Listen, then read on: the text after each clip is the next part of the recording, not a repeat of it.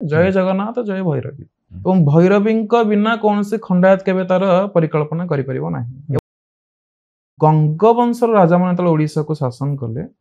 से माने जो एकछत्र शासन गोटिए खंड रे परिणत करिया पई आगंगा गोदावरी रे जो परिकल्पना करिथिले सेही समय रे से माने सबु तांकर शासनाधीन गडगुरा को पाइक आखड़ा करने निर्देश देते जमी कि पुरी भी देखी पारे आखड़ाशल एपर्यंत भी अच्छी जो साई गुड़ाक अच्छी जगन्नाथ मंदिर रक्षा करवा जहाँ भी अच्छी सेमती सबू गड़ जो 26टा गड़हात से परवर्तन 26टा गड़हात है पूर्व बहुत गड़ थी एक्चुअली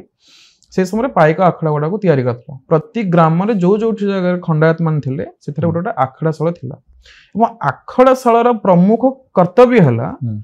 उपयुक्त युवक मान चयन करिकी सामरिक अभ्यास द्वारा से विद्या द्वारा से परिपुष्ट करैकी राजा आगे नहीं दंडायमान कराइबा दशहरा दिन ही से दंडायमान करा से नुआ नुआ युवक मान निजर रणकौशल देखाती एमती भी देखाई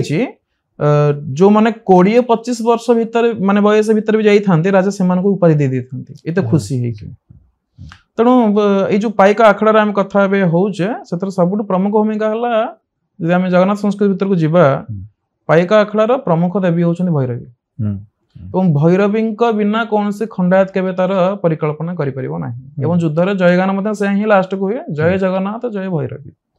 एवं जतले आमे पाइक आखड़ार जीवु माने प्रिपरेशन करिवु ता पूर्वरु गोत्र अनुसार तारा को देखिया पड़िबो नक्षत्र मान देखिया जेंति आमे हलो भृगु वंशज तेना आमे शुक्र तारा को देखि कि जीवु एवं सेही तक दिन शुक्र तारा आमे प्रत्यह सकाळ उठी के दर्शन करिवु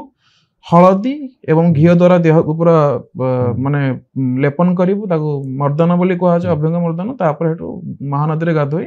आखड़ा घर भीतर को प्रवेश करिवु सेठी भैरवी थिबे ता संगे भैरव थिबे एवं हनुमान थिबे तो आमे भैरव एवं हनुमान को प्रणाम करि सारिबा परे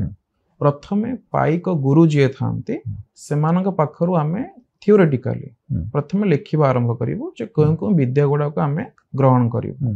समस्तंकर शारीरिक गठन बौद्धिक मानसिकता को नेकी समान को विद्या दिया जाए संपूर्ण रूप रे सामरिक विद्या को धरा जीव ताले जेमिति भगवान कर 64टा कला अछि सेमि 64टा विद्या अछि एवं 64 रु एबे जदि आमे देखिबा प्रचलित विद्या हिसाब रे जदि 500-600 वर्ष रे कथा धरा जीव ताले 16टा विद्या संपूर्ण रूप रे रहिछि प्रैक्टिस रे भी अच्छी एवं 16टा विद्या रे जदि अधिविद्या गुडा ग्रहण करा जिवो ताले आहुरी 16टा रहिबो मनकर आमे जदि 16टा विद्या को 16टा प्रकार बांटी दबा प्रति गोटे गोटे विद्यार पुणी 16 प्रकार